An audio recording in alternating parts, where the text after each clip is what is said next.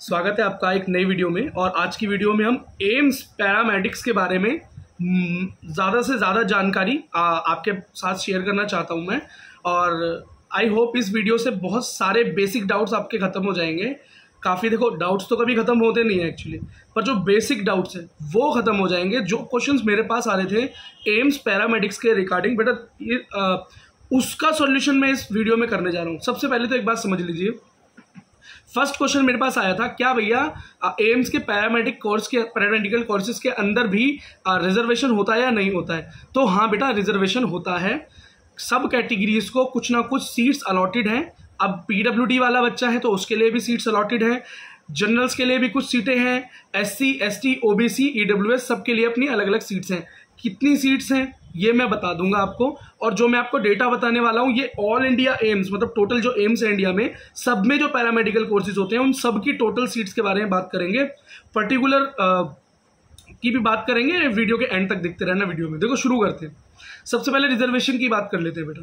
PWD के लिए all India के अंदर एम्स में सारे एम्स को मिलाकर सिर्फ 7 सीटें हैं बेटा, सिर्फ 7 सीटें हैं। जनरल्स के लिए 127, 127, ईडब्ल्यूएस के लिए 22, ओबीसी के लिए बेटा 68 एंड एससी के लिए 35 एंड बेटा एसटी के लिए 13, मतलब 13 सीट्स हैं टोटल सारे एम्स मिला के ऑल इंडिया में पैरामेडिक की बात करें तो।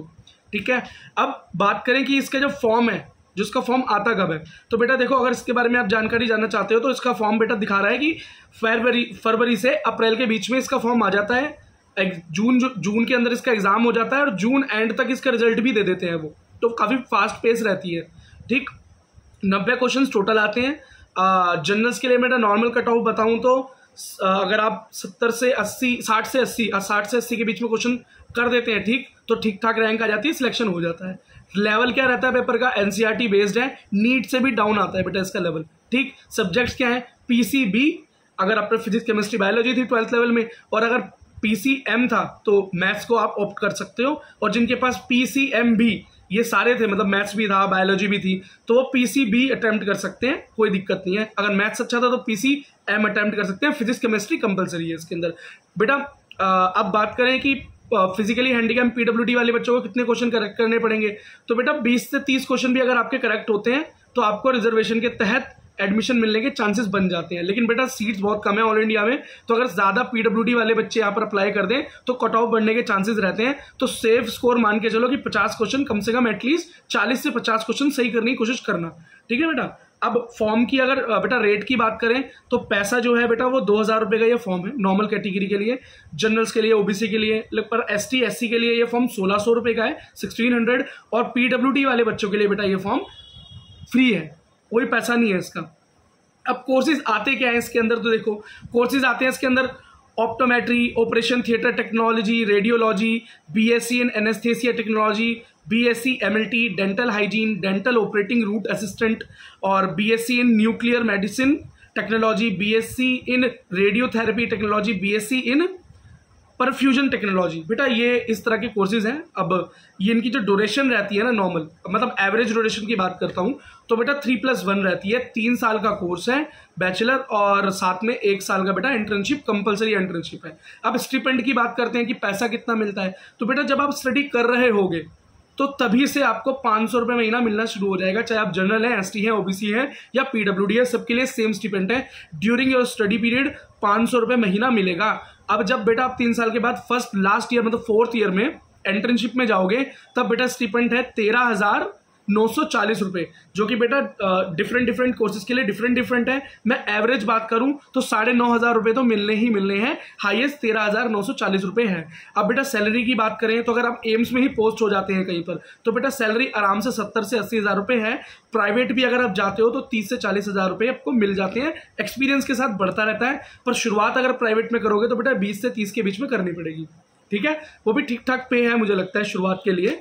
तो वो बच्चे बेटा जो नीट नहीं निकल पा रहा, जिनका पर बहुत ताने मिल रहे हैं उनको और फंस चुके हैं कि अब लाइफ में करें तो करें क्या, नीट की प्रिपरेशन भी नहीं कर पाएंगे, तो बेटा आप ये इन कोर्सेज में जा सकते हो। आपकी नीट की थोड़ी प्रिपरेशन भी आपको इसमें सीट दिला सकती है और पैसा भी मिलेगा और पढ़ाई भी करोगे और प्रेशर भी कम हो जाएगा, तो आप नीट की तैयारी कर सकते हो। बहुत लोग करते हैं बेटा ऐसा, है ना। और एम्स में तो आप पहुंच जाओगे, एम्स का एक्सपीरियंस मिलेगा, एम्स का एक्सपोजर मिलेगा आपको। ठीक है। अब बेटा इसके अंदर एलिजिबिलिटी के लिए पीसीएमबी या पीसीएम के लिए परसेंटेज क्या होनी चाहिए 12th में, तो बेटा इसके अंदर होनी चाहिए 50% पीसीएम या पीसीबी के लिए एटलीस्ट 50% आपकी परसेंटेज होनी चाहिए।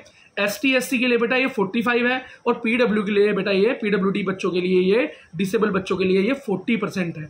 ठीक, इसका एग्जाम बेटा साल में एक बार होता है, एम्स ही कंडक्ट करवाता है, लेकिन एग्जाम ऑनलाइन होता है बेटा, इसका मोड ऑफलाइन नहीं ऑनलाइन मोड से इसका वो क्या बोलते हैं एग्जाम होता है। ठीक है बेटा, और एक बात याद रखना, आप इसकी फीस की बात करें, इस कोर्स की फीस क्या रहती है, तो बेटा इसकी फीस रहती है लगभग एवरेज की बात करूं तो 200 से स्टार्ट हो गए 960, आप 1000 मान के चल सकते हो। ठीक, और 500 रुपये आपको वैसे उल्टे मिलने वाले हैं इसमें। ठीक, लेकिन बेटा हॉस्टल की फीस अलग है और मैथ्स का खर्चा भी इसके अंदर इंक्लूड नहीं है। ठीक है, बस इतनी सी बात थी बेटा, और मैं लगभग सारी चीज़ों को बेटा यहाँ डिस्कस कर चुका हूँ और इससे ज़्यादा कुछ बताने की ज़रूरत है नहीं। लेकिन आप बेटा स्पेशली पूछना चाहते हो कि एम्स दिल्ली में कितनी सीट्स हैं, है ना, कौन कौन से कोर्सेज हैं, एम्स ऋषिकेश में कौन कौन से कोर्सेज हैं, तो बेटा उसके लिए एक सेपरेट वीडियो बनाई जा सकती है अगर आप डिमांड करोगे तो।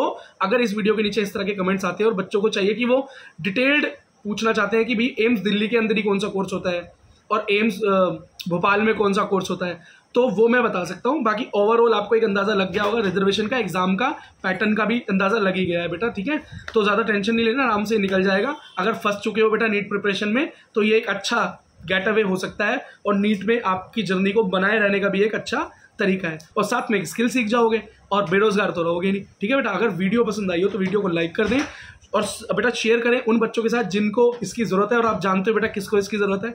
और बेटा चैनल को सब्सक्राइब करना ना भूलना, क्योंकि इस तरह की वीडियोस मैं डिमांड पर बच्चों की डालता ही रहता हूँ। NEET related, exam related, cut off related and बेटा admission related and counselling helping भी होती है। और पीडब्ल्यूडी वाले बच्चों के लिए तो बेटा एक स्पेशल चैनल बनने की हम एक रेस में हैं, आई होप बन पाए। चलो मिलते हैं बेटा अगली वीडियो में।